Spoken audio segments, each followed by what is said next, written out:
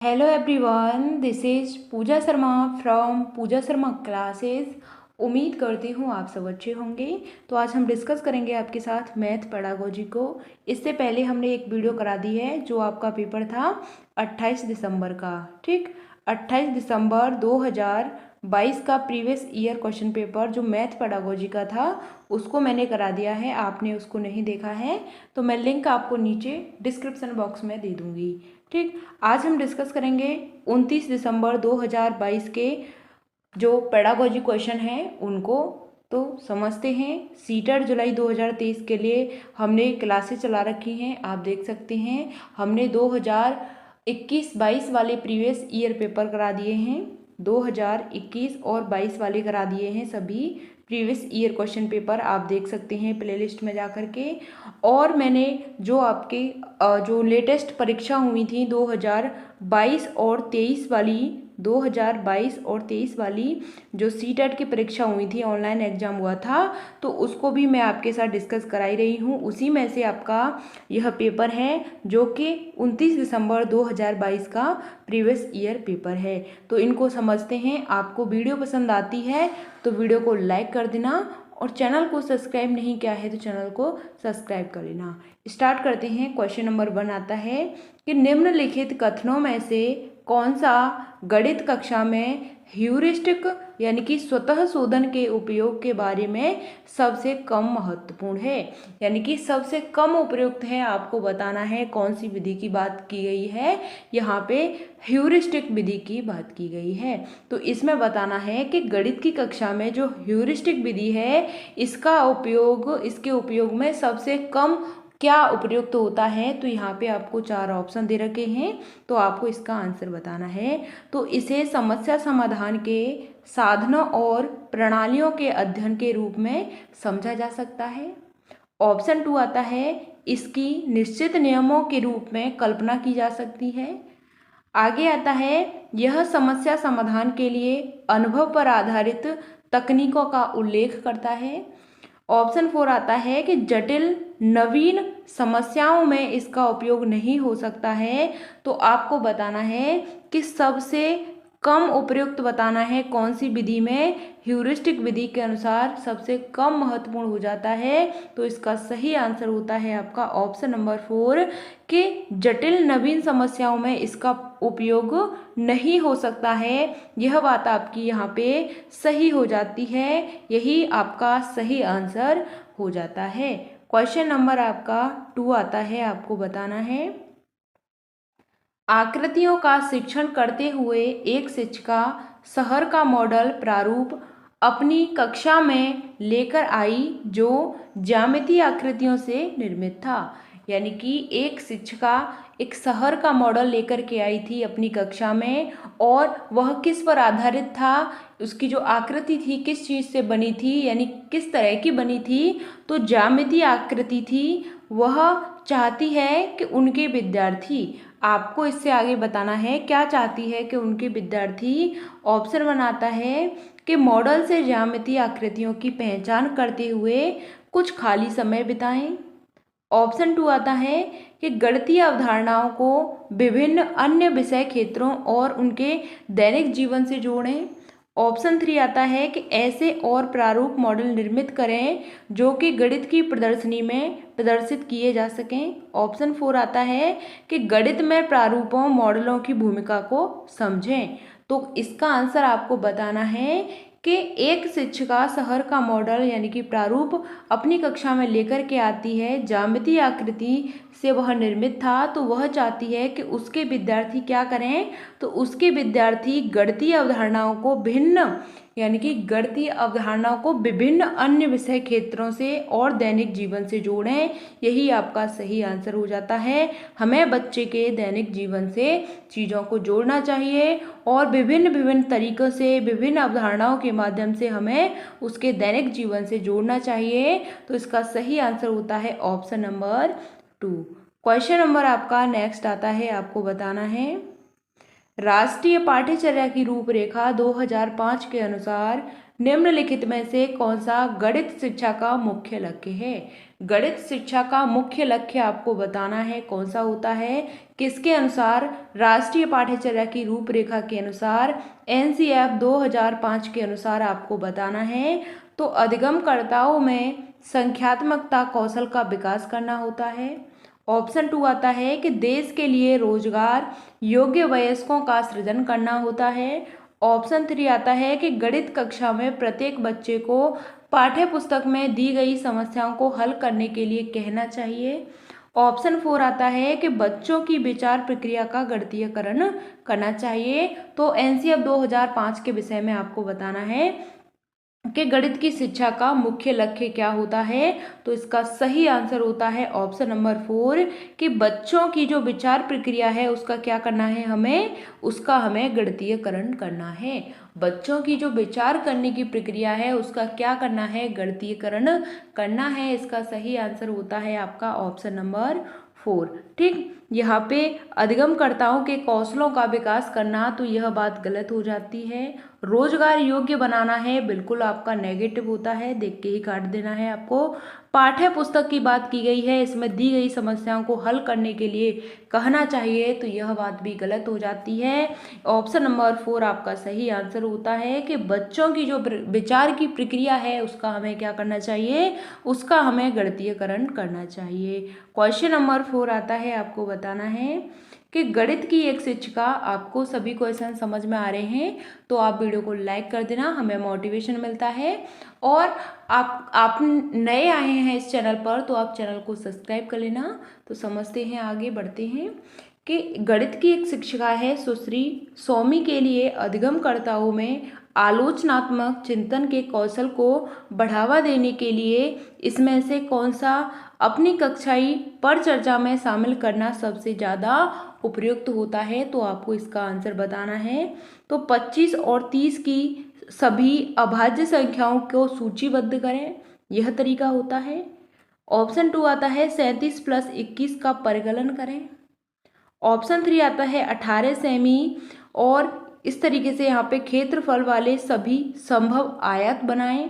Option 4 आता है कि एक समबाहु त्रिभुज बनाएं जिसकी प्रत्येक भुजा की लंबाई क्या हो, 6 सेमी हो। तो आपको इसका आंसर बताना है कि सुश्री सौमी के लिए अधिगमकर्ताओं में आलोचनात्मक चिंतन के कौशल को बढ़ावा देने के लिए अधिगम में आलोचनात्मक जो चिंतन होता है, सीखने में जो आलोचनात्मक चिंतन होता है, इसको हमें बढ़ावा देना है। तो कौन सा इसमें आपको बताना है, इसकी परिचर्चा करना शामिल होना चाहिए, यानी सबसे ज़्यादा महत्वपूर्ण होता है, इसकी हम परिचर्चा करते हैं। तो इसका सही आंसर होता है ऑप्शन नंबर 3 के 18 सेमी के 2 क्षेत्रफल वाले सभी संभव आयत बनाएं, यह आपका सही आंसर हो जाता है। क्वेश्चन नंबर आपका 5 आता है, आपको बताना है कि प्रायः यह देखा गया है कि जब प्राथमिक स्तर के शिक्षार्थियों को इबारती सवाल हल करने के लिए दिए जाते हैं तो अधिकांश बच्चे कहते हैं कि यदि आप हमें यह बताएंगे कि इस सवाल में कौन सी संक्रिया अपेक्षित है तब हम इस प्रश्न को हल कर सकते हैं। इन स्थिति के लिए सबसे ज़्यादा जो उपयुक्त कारण है कौन सा है, आपको इसका आंसर बताना है। ऑप्शन 1 आता है कि बच्चों को गणितीय भाषा बहुत तकनीकी पारिभाषिक प्रावधिक लगती है जिनको उनके दिन प्रतिदिन जीवन की भाषा के माध्यम से सुदृढ़ नहीं किया जा सकता है। ऑप्शन 2 आता है कि आमतौर पर इबारती सवाल प्राथमिक स्तर के शिक्षार्थियों के द्वारा हल करने के लिए बहुत ही कठिन होते हैं। ऑप्शन 3 आता है कि सामान्य बच्चे इबारती सवाल हल करने के लिए तरह तरह के बहाने बनाते हैं। ऑप्शन 4 आता है कि जो बच्चे अंग्रेजी भाषा में कमज़ोर हैं केवल उन्हीं बच्चों को इबारती सवाल हल करने में यानी कि इस तरह की कठिनाई होती है। तो आपको इसका बिल्कुल सही आंसर बताना है कि प्रायः यह देखा गया है कि प्राथमिक स्तर के शिक्षार्थियों को इबारती सवाल हल करने के लिए दिए जाते हैं। अधिकांश बच्चे कहते हैं कि यदि आप हमें यह बताएंगे कि इस सवाल में कौन सी संक्रिया अपेक्षित है तब हम इस प्रश्न को हल कर सकते हैं। इन स्थिति के लिए सर्वाधिक उपयुक्त कारण कौन सा है? तो इसका सही आंसर होता है आपका ऑप्शन नंबर 1 कि जो बच्चे हैं दिन प्रतिदिन क्या करें, अपने जीवन की भाषा के माध्यम से इनको सुदृढ़ नहीं किया जा सकता है, और यह क्या है, बहुत ही प्रभावित तकनीकी लगती है। Option number 1 is the right answer. Question number आपका 6 आता है, आपको बताना है कि एक प्राथमिक कक्षा का विद्यार्थी व्यवकलन पर प्रश्न को निम्न रूप से हल करता है। यहाँ पे आपको संख्या दे रखी है बीच में 101, इस तरीके से आपको यहाँ पे संख्या दे रखी है, ऊपर यहाँ पे 101 है।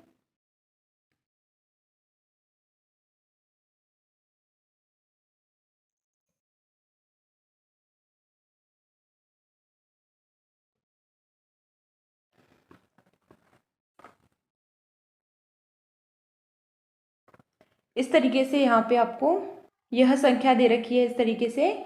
तो आपको यह इसमें बताना है कि प्राथमिक कक्षा के विद्यार्थी व्यवकलन पर प्रश्न को निम्न रूप से हल कर सकता है। तो निम्नलिखित में से कौन सा दी गई परिस्थिति के लिए सर्वाधिक उपयुक्त है? आपको इसका आंसर बताना है कि बच्चे को व्यवकलन की अवधारणात्मक समझ है, परंतु उनके यह त्रुटि असावधानीवश की है। ऑप्शन 2 है कि समान प्रकार के प्रश्नों को हल करना निश्चित रूप से बच्चों को सही उत्तर तक ले जाएगा।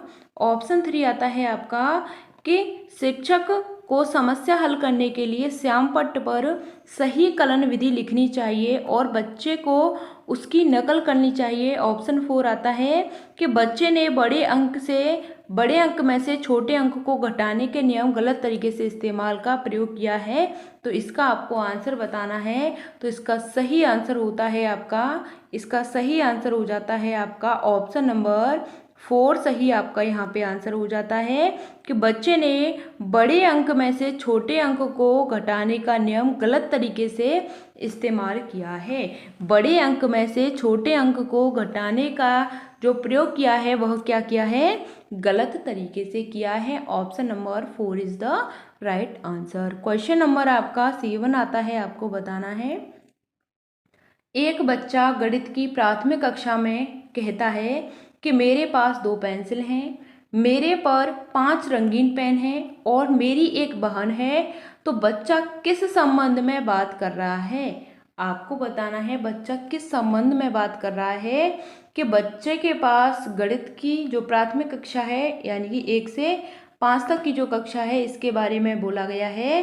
कहता है कि मेरे पास 2 पेंसिल हैं, मेरे पर 5 रंगीन पेन है, मेरी एक बहन है। बच्चा किस संबंध में बात कर रहा है? तो संख्यांक की बात कर रहा है, गणन संख्या की बात कर रहा है, क्रम सूचक संख्या की बात कर रहा है या अंकित संख्या की बात कर रहा है। तो इसका सही आंसर होता है आपका ऑप्शन नंबर 2। यह आपका गणन संख्या की बात कर रहा है। किसकी बात कर रहा है? तो यह गणन संख्या की बात कर रहा है। Option number 2 is the right answer.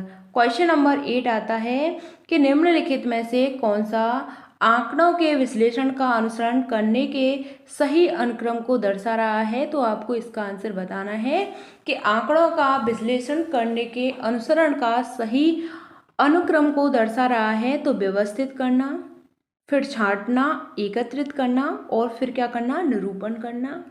Option 2 आता है छांटना, व्यवस्थित करना, एकत्रित करना और फिर उसके बाद निरूपण करना। ऑप्शन 3 आता है एकत्रित करना, छांटना, व्यवस्थित करना और फिर क्या करना, निरूपण करना।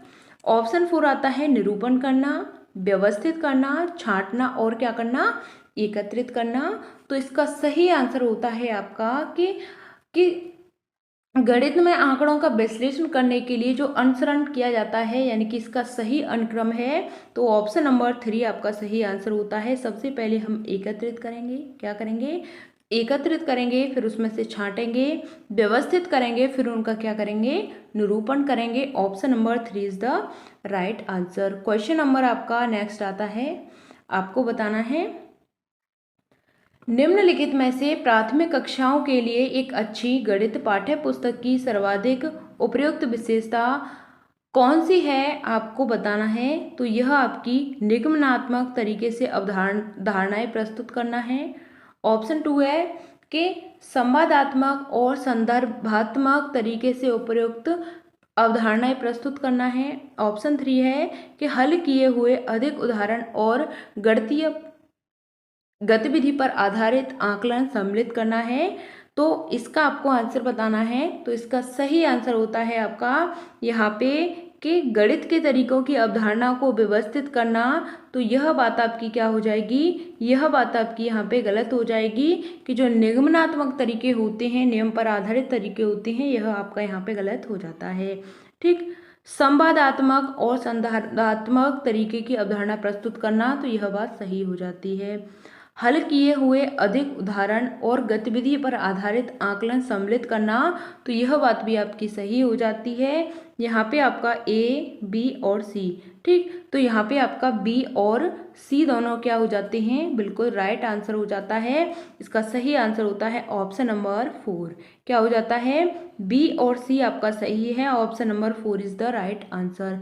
क्वेश्चन नंबर आपका 10 आता है, आपको बताना है राष्ट्रीय शिक्षा नीति NEP 2020 के अनुसार निम्नलिखित में से कौन सी सीखने की जो अधिगम के लिए एक अत्यंत आवश्यक और अनिवार्य पूर्वापेक्षा है। तो इसका आपको आंसर बताना है। तो खेल और शारीरिक स्वास्थ्य होता है, बुनियादी साक्षरता एवं संख्या ज्ञान संख्यात्मकता होती है। ऑप्शन 3 आता है गणन कौशल विकसित करना होता है, या सभी के लिए शिक्षा होती है। तो आपको बताना है NEP 2020 के अनुसार कि कौन सी सीखने की अधिगम की जो सबसे महत्वपूर्ण अनिवार्य पूर्व प्रेक्षा है। तो इसका आपको आंसर बताना है। तो इसका सही आंसर होता है जो बुनियादी साक्षरता होती है, संख्या ज्ञान होता है, यह आपका सही आंसर यहाँ पे हो जाता है। किसके अनुसार, NEP 2020 के अनुसार। ठीक, क्वेश्चन नंबर आपका नेक्स्ट आता है, आपको बताना है गणित में बच्चों के विवेचन और तार्किक चिंतन योग्यताओं को विकसित करने के लिए निम्नलिखित में से कौन सा सर्वाधिक उपयुक्त है। आपको इसका आंसर बताना है। तो बंद सिरे वाले प्रश्नों का उपयोग करना होता है। ऑप्शन 2 आता है कि मानक कलन विधि का उपयोग करना होता है। ऑप्शन 3 आता है सूत्रों पर आधारित पहाड़ों का स्मरण करना होता है, या खुले सिर वाले मुक्तोत्तर प्रश्नों का उपयोग करना होता है। तो क्वेश्चन नंबर 11 का आपको आंसर बताना है कि बच्चों के विवेचन और तार्किक चिंतन योग्यताओं को विकसित करने के लिए निम्नलिखित में से कौन सा सर्वाधिक उपयुक्त होता है। तो इसका सही आंसर होता है कि जो खुले सिरे वाले प्रश्न होते हैं, इनको हम मुक्तोत्तर प्रश्न कहते हैं। यह आपका यहाँ पे सही आंसर हो जाता है ऑप्शन नंबर 4। बंद सिरे वाले प्रश्न, मानक कलन प्रश्न, सूत्रों पर आधारित, पहाड़ों पर आधारित, यह आपके गलत हो जाते हैं। हमें कैसे प्रश्न चाहिए, हमें खुले सिरे वाले मुक्तोत्तर प्रश्न चाहिए। Option number 4 is the right answer. Question number आपका नेक्स्ट आता है, यहाँ से आपका क्वेश्चन बन ही जाता है खुले सिरे वाले प्रश्नों से। क्वेश्चन नंबर आपका नेक्स्ट आता है नीचे 2 पूर्व सेवा प्रशिक्षणार्थियों का गणित के अपने स्कूलों अनुभव के बारे में हो रहे संवाद का उल्लेख दिया गया है। तो अपने विद्यार्थी जीवन में गणित में बहुत अच्छी थी, पर अब मुझे यह विषय पढ़ाने में कुछ डर लग रहा है, क्योंकि मुझे लगता है कि मैंने जो कुछ भी सीखा है उसका बहुत कुछ मैं भूल गई हूँ। ऑप्शन 2 आता है कि मैं अपनी परीक्षा नियमों, तथ्यों और प्रक्रियाओं को याद करके पास की है। ऑप्शन 3 आता है कि ऊपर दिए गए संवाद के बारे में निम्नलिखित में से सर्वाधिक उपयुक्त क्या है। तो इसका आपको आंसर बताना है। यहाँ पे ऑप्शन दे रखे हैं। ऑप्शन 1 आता है कि दोनों ही अपने बचपन में गणित के प्रति क्या थे, बहुत ही लापरवाह नहीं थे। ऑप्शन 2 आता है दोनों ही गणित के प्रति अपने भय को दूर कर दिया है, यानी कि भय को दूर कर दिया है गणित के प्रति। ऑप्शन 3 आता है कि दोनों को ही अपने बचपन में बिना समझ बनाए रटकर सीखने के लिए प्रोत्साहित किया गया था। ऑप्शन 4 आता है कि गणित की अच्छी यानी अच्छा अध्यापक या अध्यापिका अध्यापक बनने योग्य नहीं है, परंतु बी है वह एक अच्छा अध्यापक बनने योग्य है क्योंकि उसने परीक्षा में बेहतर प्रदर्शन किया है। तो आपको इसका आंसर बताना है कि जो गणित के अपने स्कूली अनुभव के बारे में हो रहे संवाद पर उल्लेख दिया गया है, तो आपको इसका आंसर बताना है। तो इसका सही आंसर होता है आपका ऑप्शन नंबर 3, कि जो आपका यहाँ पे ऑप्शन 3 है कि दोनों को ही अपने बचपन में बिना समझ यानी कि रट कर सीखने के लिए क्या किया गया है, सीखने के लिए प्रोत्साहित किया गया है। रट कर सीखने के लिए क्या किया गया है, प्रोत्साहित किया गया है। Option number 3 is the right answer. Question number आपका 13 आता है, आपको बताना है राष्ट्रीय पाठ्यचर्या की रूपरेखा 2005 के अनुसार निम्नलिखित में से कौन सी बाल केंद्रित गणित कक्षा की एक विशेषता है। तो आपको इसका आंसर बताना है कि शिक्षक आयत के क्षेत्रफल पर एक गतिविधि का प्रदर्शन कर रहा है और उस दौरान विद्यार्थी उसे शांति से सुन रहे हैं और देख रहे हैं। ऑप्शन 2 आता है कि शिक्षक कक्षा में विद्यार्थियों के लिए विभिन्न प्रकार की मूर्त सामग्री और हस्तकौशल सामग्री लाता है ताकि उनका उपयोग संख्याओं में विभिन्न अन्वेषणों के लिए कर सकें। ऑप्शन 3 आता है शिक्षक कक्षा में पहाड़ों का उच्चारण कर रहा है और विद्यार्थियों को एक स्वर में दोहरा रहे हैं। ऑप्शन 4 आता है कि शिक्षक श्यामपट्ट पर एक आदर्श समस्या हल करता है और विद्यार्थी उस पर आधारित पाठ्य पुस्तक पर दिए गए प्रश्नों को हल कर रहे हैं। तो क्वेश्चन नंबर 13 का सही आंसर होता है आपका ऑप्शन नंबर 2, कि शिक्षक अपने विद्यार्थियों यानी शिक्षक कक्षा में विद्यार्थियों के लिए विभिन्न प्रकार की मूर्त सामग्री और हस्तकौशल सामग्री को लाता है और उनके उपयोग में जो संख्याओं का विभिन्न अन्वेषण करता है यानी खोज करता है। यही आपका यहाँ पे सही आंसर हो जाता है। Option number 2 is the right answer. बाकी आपके सभी गलत हो जाते हैं। क्वेश्चन नंबर आपका 14 आता है, आपको बताना है राष्ट्रीय पाठ्यचर्या की रूपरेखा 2005 के अनुसार एक गणित शिक्षक से अपेक्षित है। तो किस चीज से शिक्षक है वह गणित का अपेक्षित है। तो गणित कक्षा में मेधावी छात्रों को उनके स्तर के अनुकूल चुनौतियां प्रदान करते हुए सभी बच्चों की सहभागिता सुनिश्चित करना है। ऑप्शन 2 आता है पाठ्य पुस्तक के सभी प्रश्नों को हल करना है।